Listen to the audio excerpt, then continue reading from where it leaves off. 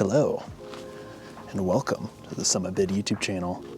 Today I'm out in the Garden of the Gods with the new Sony a7IV and a couple other cameras as well that I would like to talk about today.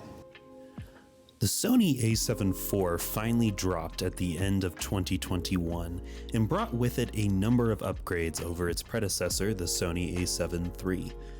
A 9 megapixel bump, 4K 60 up from 4K 30p, 1080p remained the same, however there were some bitrate improvements there. The camera of course is full frame as it was before. It had an updated IBIS system with a half-stop improvement, but it also remained at 10 frames per second for stills shoot. So the cameras I have out here are my two of my other cameras, the Canon R5. And funnily enough, the Canon R5 was kind of added to my system as a response to the a7IV not existing. I really needed a camera that was good at stills, but also good at video, offering me features like log, 10-bit internal recording, while also having good stills chops. Now, undeniably, I probably went a little overkill by picking up the Canon R5, but I don't necessarily regret that decision still to this day. However, I would say that with the Sony a7 IV finally being out, my Canon R5 is a little bit on the chopping block today. So we're going to talk about that some, possibly in another video. But the other camera I have with me is the Sony a7S Mark III. But I've been using this thing a ton over the past 9 months or so and enjoying it, loving the image. But undeniably, the weak point or the weak spot on this tool in comparison to the a7 IV and the Canon R5 is that this is not really a good hybrid camera. Now, in the end, for me, that's okay. I don't really need a lot of good stills features most of the time, and certainly I have the ability to own another dedicated stills camera, such as the Canon R5 or the Sony a7 IV, as long as they can still serve a purpose in a video production, which I think they both do, you know, at least separately, perhaps not together. But we're going to be out here testing this camera to see if the stills performance can compete with the Canon R5 and the video performance can compete with the Sony a7S III. This camera gives you reliability. You can shoot 4K at 120 frames per second all day long. I've done this at wedding shoots in the mountains, client shoots, etc., and been very impressed with the reliability on this camera. The image is amazing, and you can shoot this camera all day and never have to worry about it. It's really an incredible artistic tool. It has lots of latitude in the 10-bit 422 4K image that it produces. While it's not the sharpest camera, it certainly gets the job done. Whereas on the opposite end of the spectrum, we have the Canon R5, which I would be willing to argue, and I think I would be backed up by all the evidence, is actually a camera that produces a significantly better video image than the Sony a7S III is capable of doing. While in low light, the Sony a7S III, in my experience, does take a lead, even though it's not downsampled. In every other situation, the Canon R5 is capable of shooting a better image because it is downsampled from 8K down to 4K, and then the fact it can also, of course, record 4K as well is just a really nice feature.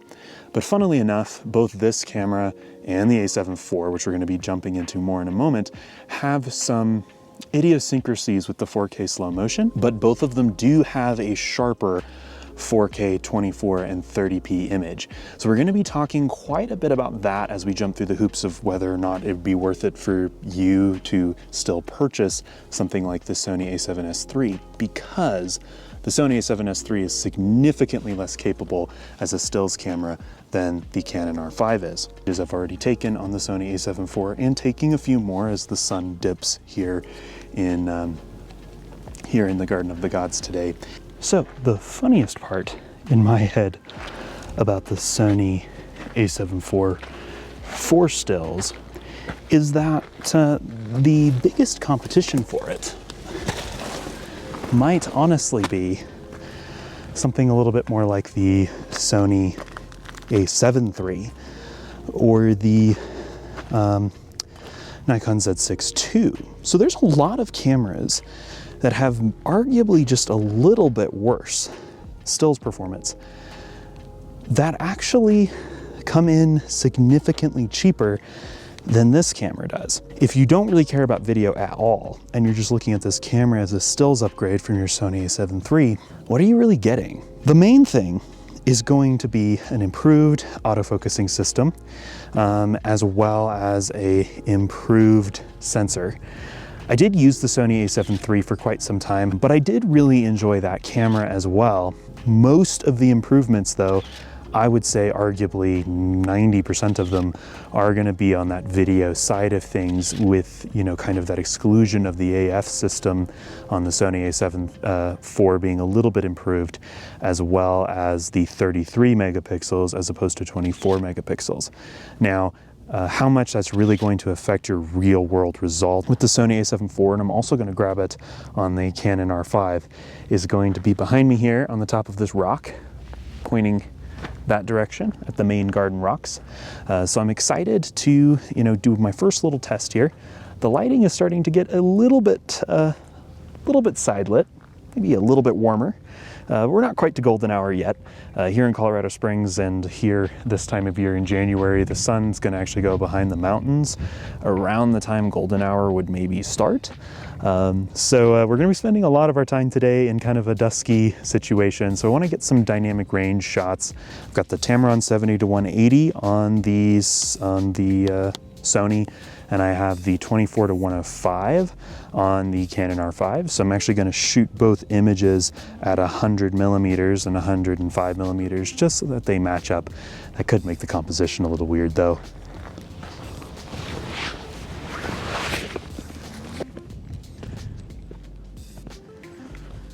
All right, so I'm like shooting over the rocks here.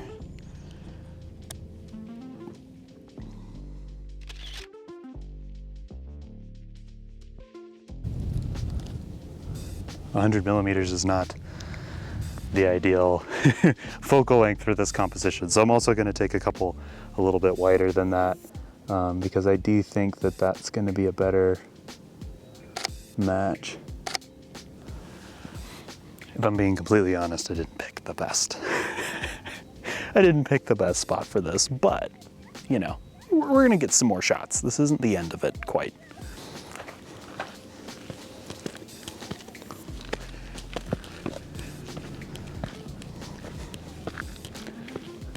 All right, so now I have the Canon R5 in hand.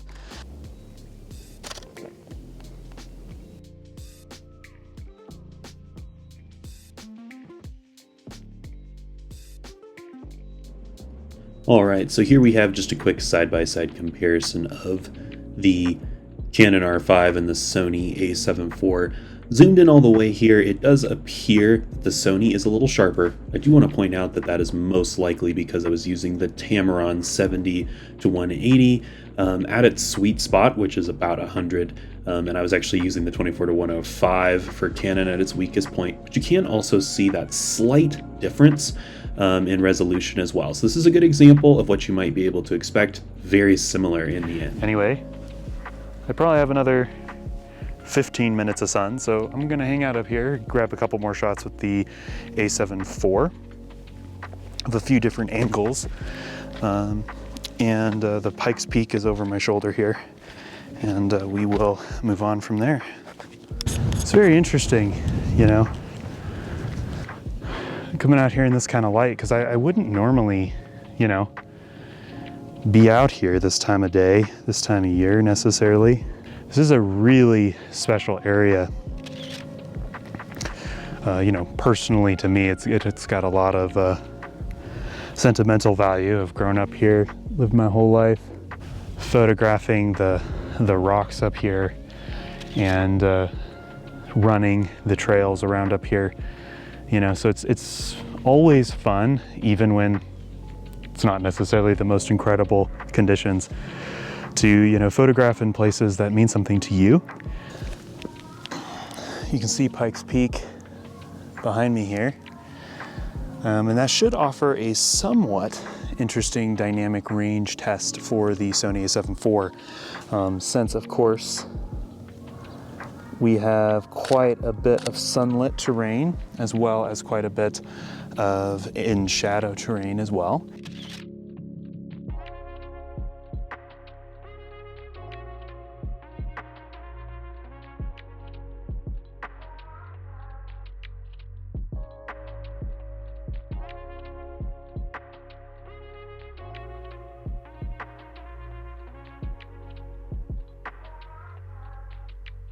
Right, so I just switched back to the Sony a7IV. This is another great dynamic range for video, of course, scenario where I am definitely in the shadow and the sky behind me is very bright. So curious to see how this turns out. Currently I'm metering at 0.0, so it's saying this is a proper exposure. So I'm curious to see how it looks on the monitor. It looks a little blown out potentially, and my shirt looks wrinkly. Oh boy, I look kind of rough today. Shaping up to be an absolutely gorgeous evening. My goal is to get up to one of my favorite locations in the entire park, easily, which overlooks Sleeping Giant. And here, let me bring you guys around so you can see them. Ooh. I no longer buy that this is properly exposed. Okay, I'll buy that's properly exposed.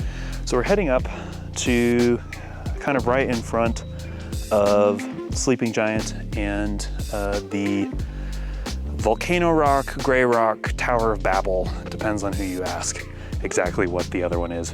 I prefer Gray Rock, to be honest with you. I think that's the most mysterious sounding name, perhaps. I don't know, mysterious. Volcano Rock sounds kind of basic.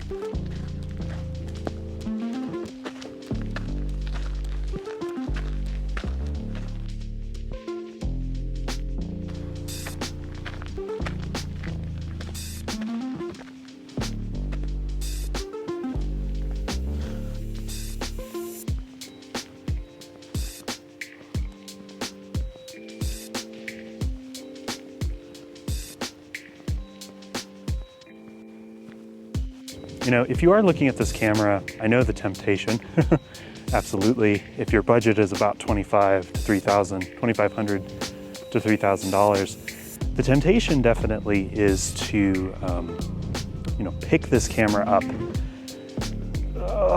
I question whether you should do that or not, to be completely honest with you.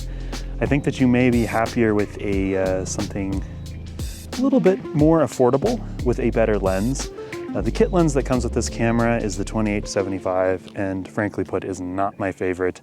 I think for most photographers and videographers, being able to have something wider than 28mm is important, and being able to be a little faster than 5.6 at 70mm is also very important. Oh man, the light's looking good up there. Gonna have to hurry. Try not to miss it. We are losing the light super fast. You can literally see it going away.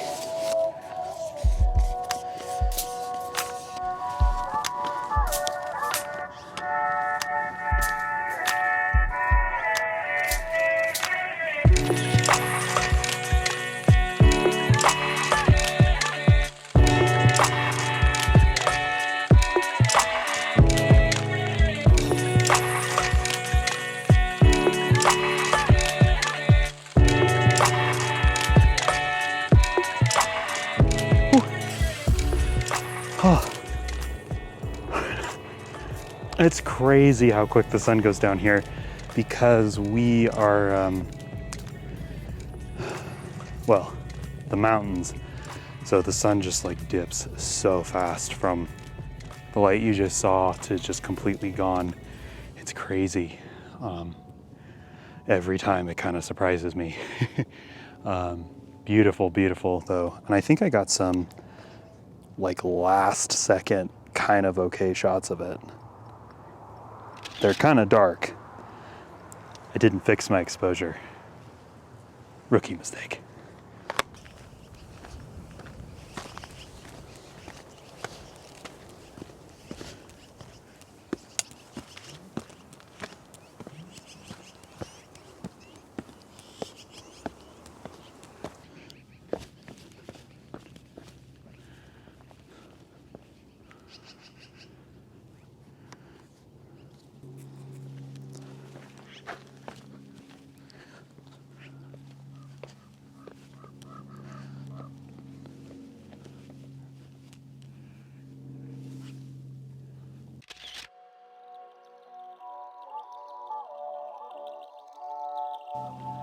Right, so I don't know how well you can see me down here, but the sun, you can see it cutting across the front of Pikes Peak, and it is still hitting Kissing Camels.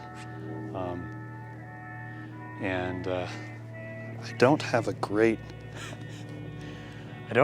way of being able to see it, besides standing very precariously on these two rocks. Beautiful place. Love the view of Pikes Peak from here. And you can see all the main garden rocks except for Gateway, which is also really awesome. But yeah. Ugh.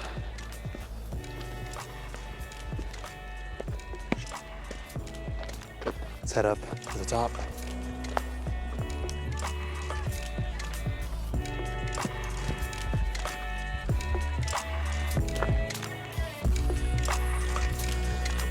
Time constraints make us all do very funny things. Taking the S3, let's go try to get this photo.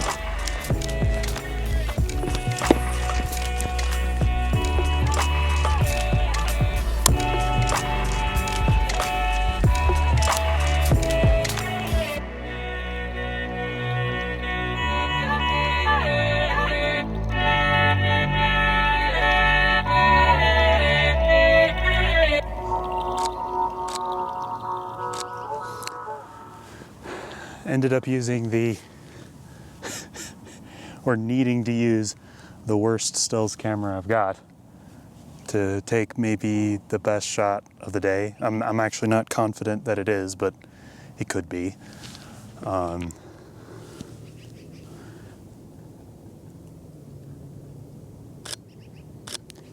Just love that tonality up there. All right, so let's talk about the in the field conclusion. I have two incredible cameras here, and both of these cameras, one for video and one for stills, are definitely better than the Sony a7IV.